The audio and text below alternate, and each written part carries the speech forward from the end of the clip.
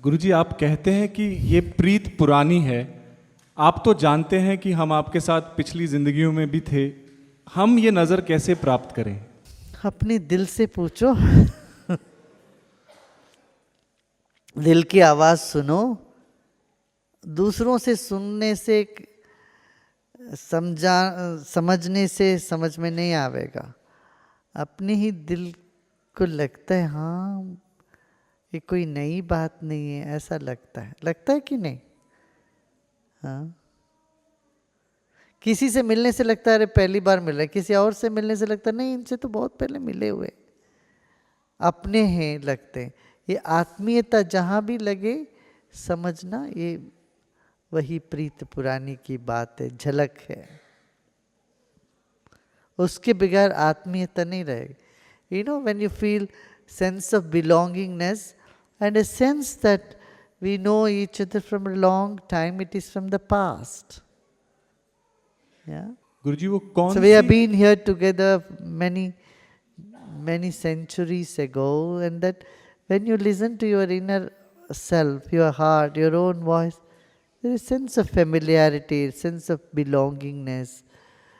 Spontaneously comes. It doesn't feel like you are in a strange place or meeting someone for the first time. But a chord strikes in your heart that tells you, yeah, we all know each other from a long time. Does it feel like that? Many of you are here. You know, even some of you, when you sit in the puja for the first time and you're sitting with eyes closed and listening to puja, you suddenly feel, yeah, it's very familiar. How many of you feel that way? Very good. And the more deeper one goes to meditation, they feel all these Sanskrit chants are very familiar. Somewhere it touches the heart. Though we don't know the meaning, we don't know anything about it, but it feels it to some corner of our mind very familiar. That is why I say our mind, our consciousness is thousands of years old. हमारी चेतना बहुत पुरानी है, सदियों पुरानी है। इसलिए हमें संस्कृत जानते भी नहीं है, कुछ आता भी नहीं, फिर भी जब बैठते हैं पूजा में, रुद्राभिषेक में, सुबह कोई ध्यान में बैठते हैं तो लगता है कहीं बहुत जैसे ऐसा लगता है कोई हमारी चेतना का कोई एक अंश इसको जानता है।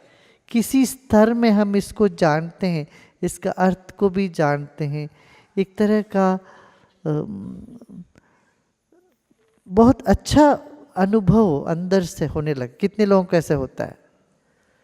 देखो यही ध्यान का यही महत्व। ध्यान करते जाओगे, मन को खाली करते जाओगे तो फिर वहाँ पर ये मंत्र, वेद का मंत्र, ऋचाए, सामवेद या जो भी ऋग्वेद, इन सब के तरंग वहाँ छूते हैं। फिर तो लगता है कि कुछ अपनापन लगता है, कोई स्रोत से निकल रहा है। उससे ऐसा लगता है हम जानते हैं इसको। वेदों में ही कहा गया है कि यो जागार तम ऋचम कामयन्ते, जो अंदर से जागा है उनके ओर ऋचाए माने वेद ज्ञान दौड़ती हैं।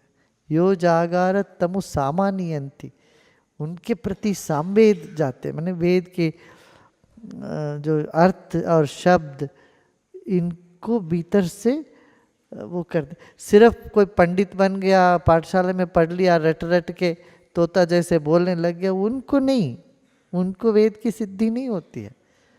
ध्यानी होगा, जागृत होगा, उनको इसका लाभ महसूस होता। नहीं तो देखो इतने मंदिरों में पंडित पुरोहित बोलते रहते दिन भर, मगर ना उनके चेहरे में वो तेज दिखता है, ना उनके अंदर उसका भाव उठता है। क्यों? ध्यान में नहीं जाते, गहराई में नहीं जाते। तो ध्यानम निर्विषयम मनम, मन को सब विषयों से हटाकर ध्यान में जब जाते हैं, ऐसी स्थिति में जागृत अवस्था में वेद के ऋचाएं अद्भुत एक प्रभाव को प्रकट करती है।